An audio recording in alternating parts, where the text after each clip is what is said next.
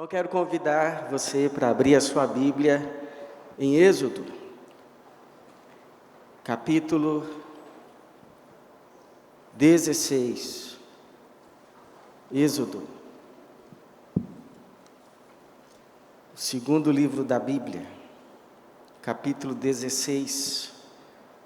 Nós vamos ler a partir do verso de número 1. Êxodo, capítulo 16, segundo livro escrito por Moisés, a partir do verso de número 1. Êxodo 16, verso 1. Depois que partiu de Elim, toda a comunidade dos israelitas chegou ao deserto de Sim, que fica entre Elim e Sinai, no dia 15 do segundo mês, depois que saíram da terra do Egito. E toda a comunidade dos israelitas murmurou contra Moisés e Arão no deserto, dizendo: quem nos dera tivéssemos morrido pela mão do Senhor na terra do Egito, quando estávamos sentados junto às panelas de carne, quando comíamos pão à vontade, mas nos trouxestes a este deserto para matar de fome toda esta multidão. Verso de número 8. Moisés disse: isso acontecerá quando o Senhor vos der carne para comer à tarde e pela manhã, pão à vontade, porque o Senhor ouviu as vossas murmurações contra ele. E quem somos nós? As vossas murmurações não são contra nós, mas contra o Senhor. Senhor, obrigado, Pai, por esta noite, por esse culto, por já ter nos abençoado com momentos tão significativos de louvor, de adoração ao Teu nome. Obrigado pela certeza da Tua presença aqui conosco, em nós e entre nós. Que o Teu Espírito, Senhor, seja bem-vindo aqui no nosso meio, e que o Senhor mais uma vez comunique a Tua palavra a cada coração e mente, para a glória do Teu santo nome e para o bem da Tua casa, o bem da Tua igreja, em nome de Jesus. Amém. Você costuma reclamar muito da vida? Porque você sabe, se tem uma coisa fácil de fazer, é reclamar, é se queixar, é murmurar de quase tudo e quase todos, e para alguns em todo tempo, e seja qual for o tempo. Por exemplo, se está frio, a pessoa reclama que está frio. Não, está muito frio hoje. Aí começa a esquentar, diz assim: nossa, mas que calor, está abafado, podia chover um pouco. Aí começa a chover, tá, mas não precisava chover tanto. E se para nós é fácil reclamar, inclusive, de barriga cheia. Uma vez estava conversando com uma pessoa, um rapaz, um refugiado da Síria. Ele fugiu quando a Síria entrou em guerra, sua guerra civil, que destruiu 70% da cidade de Alepo. Ele foi um dos que conseguiu fugir junto com a esposa. E ele disse que teve que atravessar deserto, teve que atravessar vales, atravessar fronteiras, ser maltratado, até chegar num lugar que ele considerou seguro. E quando eu estava ouvindo aquilo, e um colega do meu lado, o meu colega disse assim: pois é, e a gente reclama de barriga cheia. Verdade.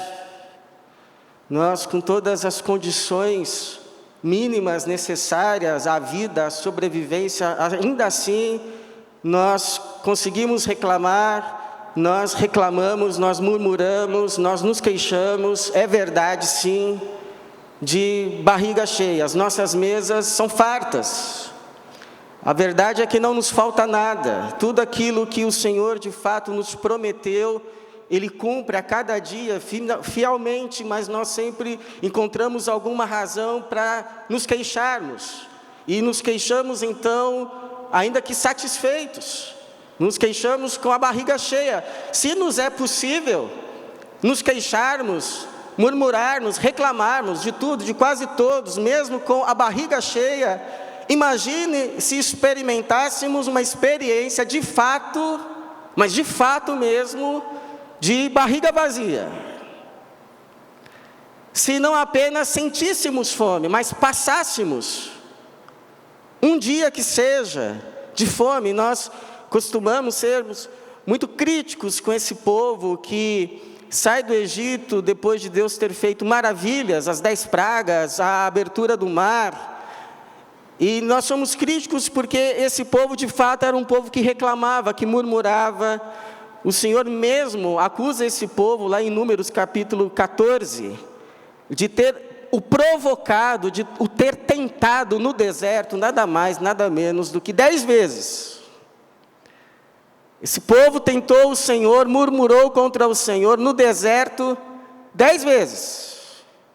Mas acontece, irmãos, que eles não estavam assim numa cidade, onde se a fome apertasse, bastava ir no Extra. Bastava ir no açaí, bastava ir na padaria ao lado, no mercadinho de esquina. Eles estavam reclamando? Estavam, mas eles estavam reclamando num deserto. Eles saíram sim do Egito com mão forte, viram as maravilhas do Senhor, mas depois de terem atravessado o mar, não encontraram logo Canaã. O que eles encontraram entre o Egito e Canaã foi um imenso e terrível deserto. E no deserto, você sabe, no deserto não tem pão. No deserto não tem água. No deserto não tem abrigo. No deserto não tem para onde correr quando a fome aperta. E foi exatamente isso que aconteceu. Esse fato aqui registrado, já se passou 1 mês e 15 dias que eles saíram do Egito. Os suprimentos que eles pegaram no Egito para a jornada acabaram. Acabou o pão. E então a fome chegou-se. As crianças começaram a chorar, pedindo comida. Papai, estou com fome. Ô Sara, vê se tem alguma coisa para essa criança, está chorando. Ela abre a sacola e não tem mais nem farelo, acabou tudo. Não tem pão, não tem água. E aí então o clima, que antes era festivo, saímos do Egito com mão forte.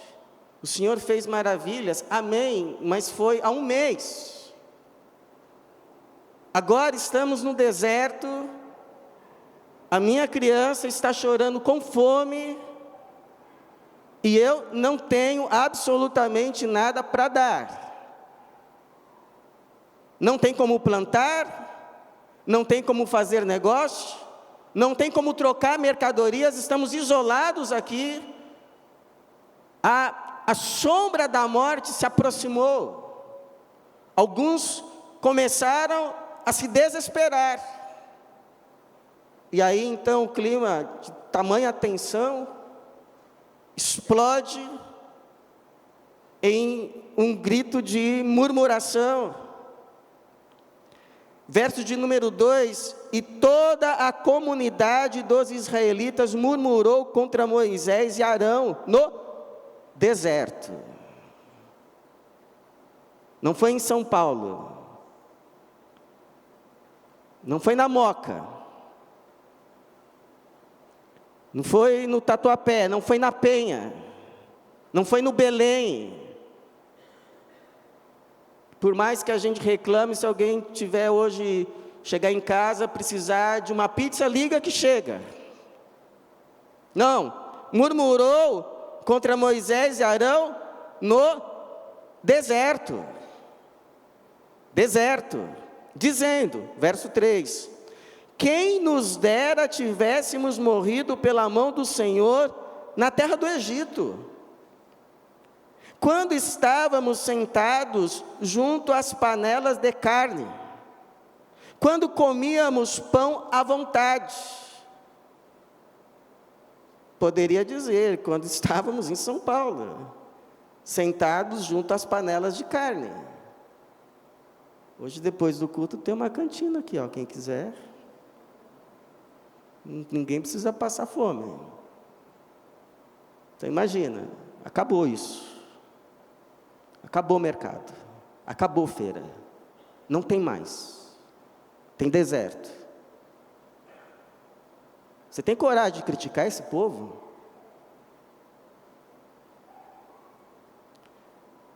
Quando comíamos pão à vontade, mas nos trouxeste a este deserto, para matar de fome toda esta multidão.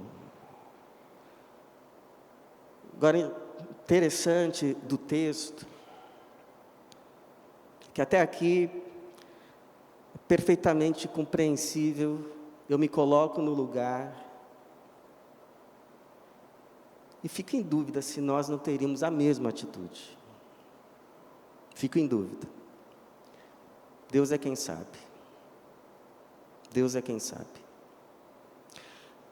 Mas a grande revelação do texto é que é dito que, na verdade, esta murmuração, em última instância, não era contra Arão.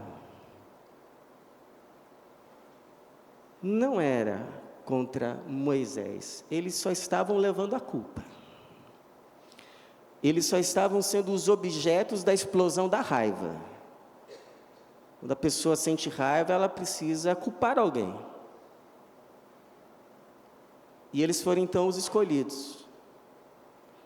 Mas a grande revelação do texto é que, em última instância, esta murmuração, essa reclamação, essa insatisfação, não era contra Moisés, não era contra Arão, era contra Deus.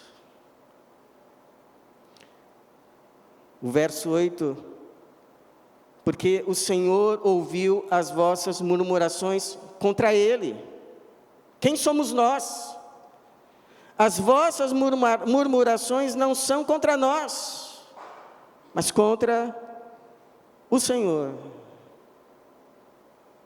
Há murmurações contra coisas, há murmurações contra situações, há murmurações contra pessoas, mas há murmurações, queixas,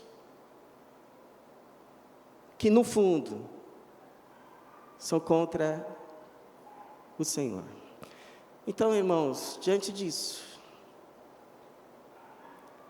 o que precisamos saber, o que precisamos entender, compreender, que atitudes tomar, para quando enfrentarmos uma situação, uma experiência de prova, uma experiência de escassez, uma experiência de falta, uma dura prova na vida.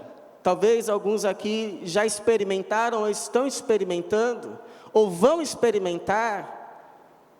O que precisamos saber ou fazer para acabar não murmurando, nos queixando de coisas, pessoas, mas no fundo, ser uma expressão de insatisfação verbalizada ou não verbalizada contra o Senhor. Primeiro, ao invés de a gente murmurar, vamos clamar.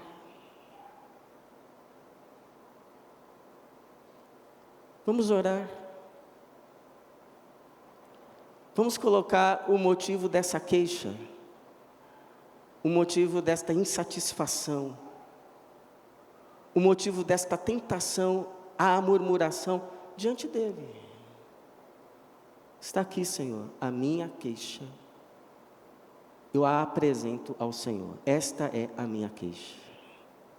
Porque existe uma diferença, uma grande diferença, entre nós reclamarmos de Deus, ainda que nas entrelinhas, ainda que de forma subliminar, e reclamar a Deus.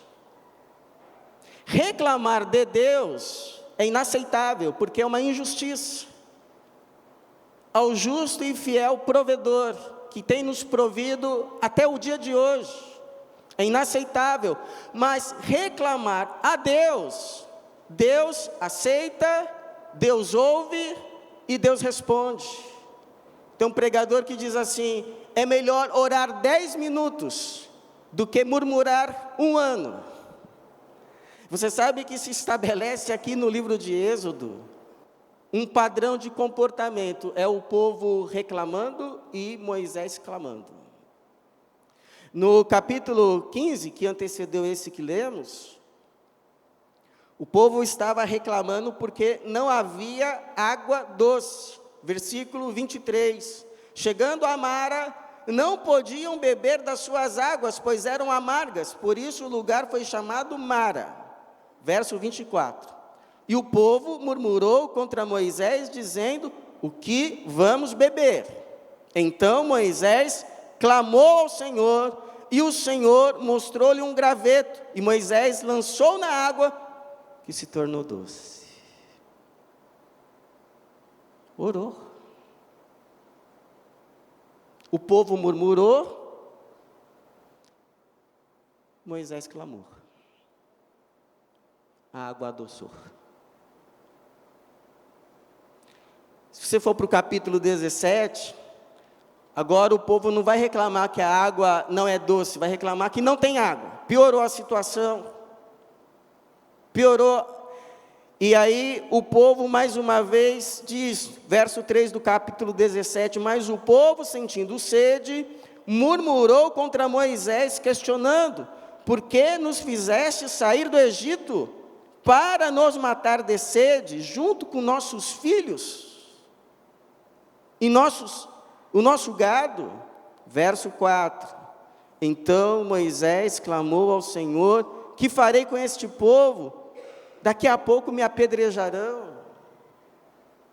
E o Senhor então orienta Moisés a bater com o cajado na rocha, e Deus dá água da rocha ao povo para beber.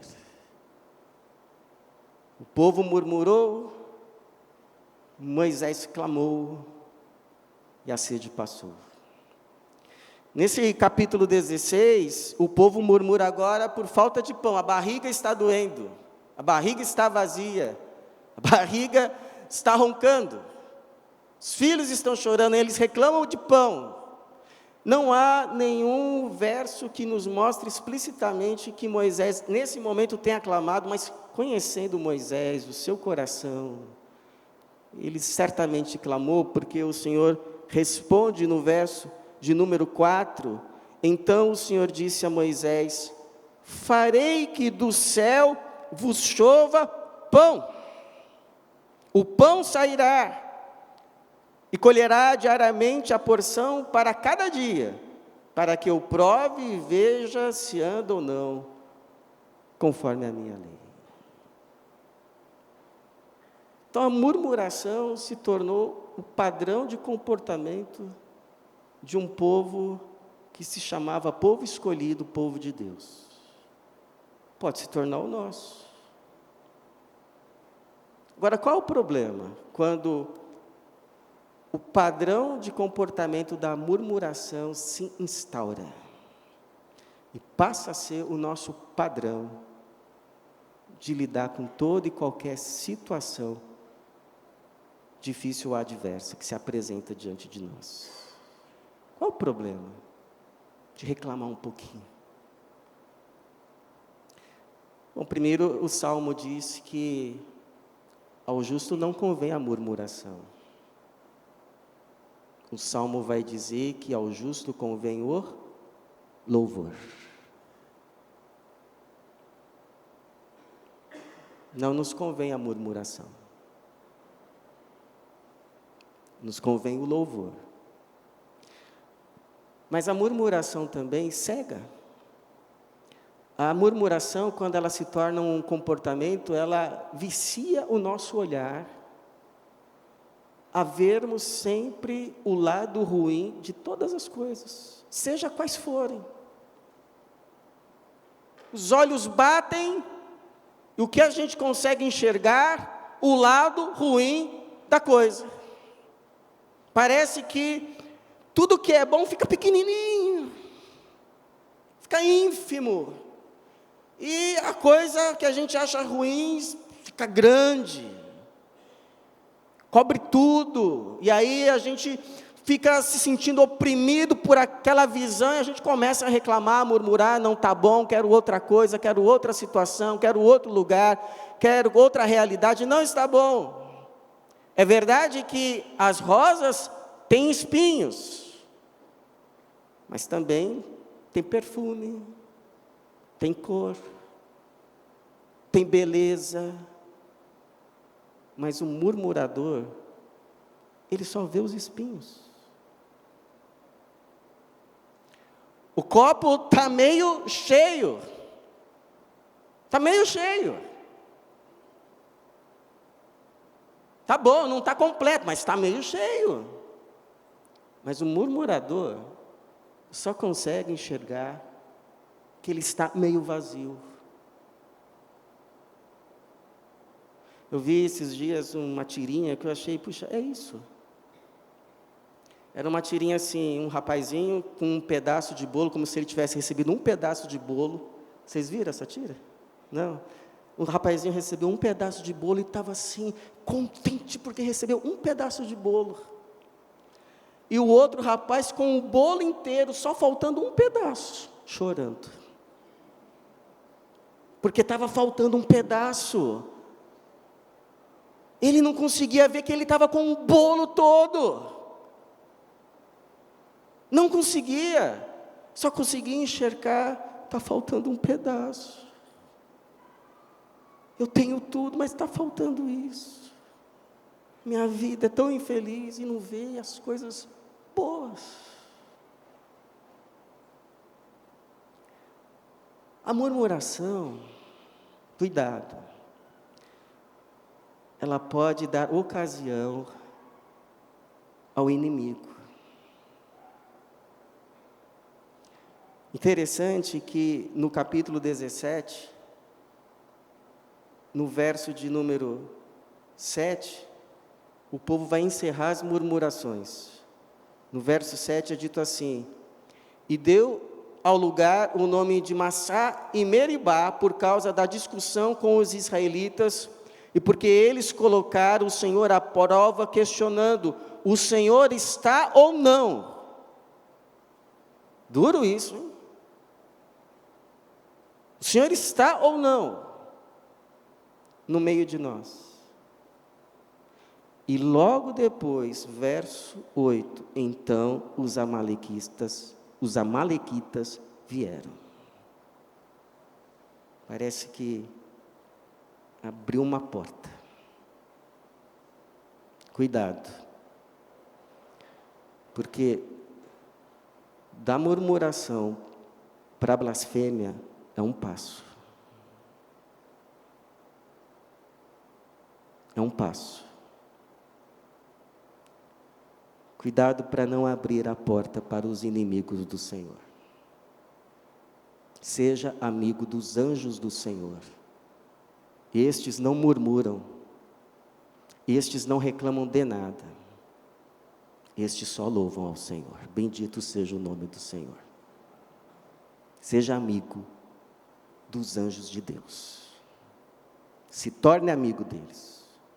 Quando você estiver numa situação difícil, angustiante, tire lá do seu peito um louvor Porque vão se cercar anjos de Deus ao teu lado, para louvar junto. Cercar anjos de Deus, para te servir e colocar uma mesa no teu deserto. E a murmuração, irmãos, ela rouba as nossas forças. Para nos momentos difíceis da vida, a gente superar o que precisa ser superado. Meu antigo pastor Genivaldo Andrade de Souza, ele contava para a gente, que eu posso dizer que é o meu pastor mesmo, pastor do coração. Ele contava para a gente que, quando ele era jovem, na sua cidade, ele presenciou um acontecimento, houve um deslizamento de terra, que cobriu, que arruinou dois pequenos comércios, ficaram soterrados. E aí ele viu a cena dos dois donos, um de cada comércio, tentando tirar as coisas da lama, da terra, de tudo que estava ali, quase que tudo destruído. E ele diz assim, que um tirava as coisas com raiva, praguejando, jogando no chão, para não dizer blasfemando. E o outro tinha outra atitude. Ele tirava as coisinhas dele, limpava, ia dizendo assim, não, mas o Senhor vai nos ajudar. A gente vai se levantar. E o meu pastor conta que, de fato, o outro nunca se levantou, mas aquele que confiou no Senhor, sim. E eu acredito. Sabe por que eu acredito? Porque Deus honra a atitude do Espírito. Deus vê tudo, irmãos. Deus sabe tudo, até o que a gente não fala. Deus não honra apenas aquilo que a gente faz de forma concreta, mas a atitude do Espírito diante de cada situação. Quer um exemplo? Caleb. Quando o povo foi espiar a terra, foram 12. 10 voltaram difamando a terra. Difamaram a terra. Não, a terra realmente é boa, mas ela vai engolir a gente. Tem gigantes, nós somos como gafanhotos diante deles. Eles têm cidades fortificadas. Essa terra devora os seus moradores. E aí o povo, quando ouviu o relato, se derreteu de medo. As forças foram embora e murmuraram contra o Senhor. Mas Caleb teve um outro espírito, diz a palavra. E o Senhor depois, quando eles vão já, depois de 40 anos, o Senhor não tinha se esquecido. Depois de 40 anos que esse povo andou no deserto por causa da murmuração, quando estavam agora sim para entrar em Canaã, o Senhor disse, olha, mas Caleb vai entrar. Toda essa turma aí, de 21 anos para cima, nenhum deles vai ver a terra do descanso. Os filhos que eles falaram que iam se tornar escravos, vão acabar se tornando pastores no deserto. Mas porque Caleb teve outro espírito, ele e a sua descendência vão entrar.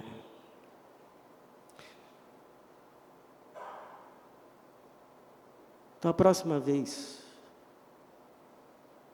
um exercício. Anota. Se você não quiser fazer isso no papel, faz no seu coração. Faz uma lista de coisas que estão te aborrecendo. Faça uma lista de coisas que estão sendo para você uma tentação à murmuração. Faça uma lista de coisas que estão afligindo a tua alma. E coloque diante do Senhor. Senhor, não estou reclamando do Senhor. Estou reclamando ao Senhor. Está aqui a minha queixa. Porque Isaías 59:1 diz assim: a mão do Senhor não está encolhida para que não possa salvar, nem o seu ouvido está surdo para que não possa ouvir.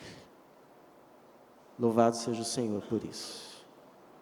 Jesus disse: olha, quando você for orar, vai lá para o seu quarto, fecha a sua porta, apresenta o seu pedido a Deus, e Deus que te vê em secreto te recompensará. Ao invés de murmurar, clamar. Mas existe uma segunda atitude. Então, estamos vivendo um momento de aperto, de angústia, vem a tentação para murmurar: vou orar, vou clamar, vou colocar essa situação diante do Senhor. Mas existe uma segunda atitude: confiar na providência, no prover do Senhor. Tem um exegeta judeu que ele diz assim uma coisa interessante, que o maior milagre foi o maná. Foi inclusive um milagre maior do que abrir o Mar Vermelho. Ele diz assim, porque abrir o Mar Vermelho foi uma vez. Foi um milagre grande? Foi. Mas foi pontual, foi uma vez. Agora, a provisão do maná, a semente que caía do céu, esta foi todos os dias, por 40 anos. Já parou para pensar? Deus fazer cair pão do céu todos os dias, por 40 anos. Mas eu te pergunto uma coisa, e por acaso tem sido diferente comigo e com você? Há quantos anos você tem se levantado e tem visto o pão nosso de cada dia na sua mesa? Quantos anos? Qual o dia que falhou? Quantos anos, irmãos? Temos aqui como dizer assim, há 20 anos Deus tem me sustentado com o pão nosso de cada dia. Impressionante, não falta, todo dia tem o pão. Puxa, 20 anos, é? Tem outros que vão falar assim, pastor, eu já passou de 40, esse aqui, maná no deserto foi 40, para mim já passou de 40. Tem gente que vai falar assim, olha, para mim já chegou nos 80, passou dos 80. 80 anos, que Deus tem colocado o pão na sua mesa. Puxa. Então isso nos ensina, irmãos, duas lições sobre a provisão de Deus. A primeira é que a provisão de Deus é diária. Ouça bem o que eu vou dizer, para você entender. Não é para 40 anos, é para cada dia durante 40 anos. Deus não proveu maná para 40 anos. Deus proveu maná por 40 anos. Qual a diferença? A diferença é que não foi assim. Deus montou assim um grande armazém e colocou lá semente de maná suficiente para 40 anos. Aí chamou Moisés e o povo, tá vendo a poupança que eu fiz para vocês? Tem maná para 40 anos. Vocês podem ficar tranquilos então? Então tá bom, né? Poxa, estamos vendo, a conta como está gorda, dá para 40 anos, então dá para sossegar. Não foi isso. Foi durante 40 anos, cada dia. Está aqui a sua porção de maná para o hoje. Outro dia, está aqui a sua porção do maná para o hoje. É suficiente, né? Outro dia, está aqui a sua porção do maná para o hoje. Só na sexta-feira podia pegar 2 porções, porque no sábado tinha que descansar, não ia vir maná. Mas de domingo a quinta-feira, sexta, enfim, uma porção que seja suficiente para o dia. Se pegar mais, apodrece. Foi assim, durante 40 anos. Não foi maná para 40 anos. Foi maná por 40 anos. Então eu te pergunto, você não olha na sua conta e vê uma reserva para 40 anos? Ok. Talvez, né? Não sei. Mas você olha para a sua mesa e está lá o pão para o hoje? Então Deus está sendo fiel. Pare de reclamar e louve ao Senhor. Porque a Bíblia fala, se tiveres o que comer e o que beber e o que vestir, estejais satisfeitos. Estejais satisfeitos. Não é que a gente não deva trabalhar, não é que a gente não deva lutar, mas já tem um maná para o hoje, já posso me alegrar em Deus e louvá-lo. Ele está sendo fiel. Não é justo contra ele a murmuração. Não é maná para 40 anos. É para cada dia, todo dia. Por 40 anos. E uma outra coisa interessante da providência de Deus é que é para a necessidade. Porque no finalzinho do capítulo 16, o verso 35, vai dizer assim: os israelitas comeram o maná durante 40 anos. Agora olha como termina. Veja, não foi para sempre. Durante 40 anos, e o que definiu? Bom, hoje, a partir de hoje, cessou maná. Até agora, maná todo dia, fielmente a porção para o dia. Mas até um limite, a partir daqui, não teve mais maná. Quando foi? Diz assim, os israelitas, verso 35 do capítulo 16, os israelitas comeram o maná durante 40 anos, até que chegaram a uma terra habitada. Até que chegaram aos limites da terra de Canaã. Aqui é o deserto, aqui é Canaã. Até aqui, maná fielmente provido diariamente. Lembra da oração que Jesus nos ensinou a fazer? O pão nosso de cada dia. Nos dá quando? Amanhã e daqui 40 anos? Nos dá hoje. É isso. Então, deserto, maná todo dia. Atravessou, chegou Canaã. Agora é Canaã, agora não é mais deserto. Maná cessou. Por quê?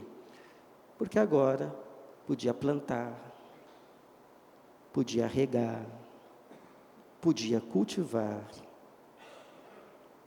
podia colher. A provisão é para a necessidade. Por que o maná cessou? Porque já não era preciso. Não era mais preciso. Cessou. Mas pastor, então Deus, a provisão dele é para a necessidade. Sim. Para a precisão. Sim. Mas Deus não pode nos dar nada a mais. Não só pode, como dá. Aliás, sempre dá. Deus é tão bom, tão generoso de coração, que Ele nunca dá só para a medida. A promessa é para a medida. Mas ele exagera, boa parte das vezes, de modo que a gente não recebe só pão e água, a gente tem carne, a gente tem verdura, a gente tem legumes, frutas, dá até para tomar sorvete. Eu falo isso porque eu tenho um amigo muito amado que é um missionário, e quando ele era bem jovem com a sua esposa, eles foram ser missionários numa tribo de índios. E a gente se preocupava porque a gente sabia que o sustento era bem limitado. E aí um dia conversando com eles, eu fui visitar um dia a casinha deles simples, mas brilhava a presença de Jesus. Tudo arrumado, tudo limpo, organizado, simples, mas bonito. E ele disse assim, olha, para nós nada falta, dá até para tomar sorvete. Dá até para tomar sorvete. Não é verdade, irmãos? Você também pode tomar de vez em quando sorvetinho? Que bom. Olha a provisão generosa do Senhor. Mas o que a palavra diz é que a promessa não é para tudo que a gente acha, ou não é para tudo que a gente quer, mas para tudo que a gente de fato precisa. Não é para tudo que a gente acha bom, mas para tudo que Deus sabe ser bom. Não é para tudo ou qualquer vaidade, mas é para toda e qualquer necessidade. Eu tive uma experiência, uma vez eu estava saindo, era bem jovem, estava saindo de um metrô lá na Barra Funda. Estava indo para a faculdade teológica, que tinha que subir, ainda tem, tinha que subir a rua lá, o morro, era lá em cima. Eu ia a pé, e aquele dia estava caindo um mundo de água, estava chovendo. Eu jovem, né? Cheio de fé, sabe? Eu tinha voltado para a igreja, então estava vivendo aquele primeiro amor, estava vivendo as coisas de Deus e tal. Falei, não, que isso, eu vou orar. Eu vou orar, essa chuva há de parar. Eu vou orar com fé. Irmãos, eu fechei os olhos e orei com fé para aquela chuva parar. Quando eu abri os olhos, sabe o que aconteceu? A chuva piorou. A chuva piorou, verdade. Falei, não tem jeito. Aí fui na chuva, mas atravessei a rua, sabe o que eu encontrei? Uma senhora vendendo guarda-chuva. Comprei o guarda-chuva, foi a provisão do Senhor. Então, o que te aborrece? O que te aflige a sua alma? O que é para você uma tentação, ou está sendo hoje na sua vida, uma tentação, a reclamação, a murmuração, a queixa? 2 conselhos. Ao invés de murmurar, clamar e esperar, confiar no prover do Senhor, porque Ele virá. Como diz Filipenses 4,19, o apóstolo Paulo, esse sabia bem o que era depender da provisão de Deus. Ele diz assim para os filipenses e para todos nós: o meu Deus suprirá todas as vossas necessidades, segundo a sua riqueza na glória em Cristo Jesus. Que assim seja na minha e na tua vida, em nome de Jesus. Amém, amém.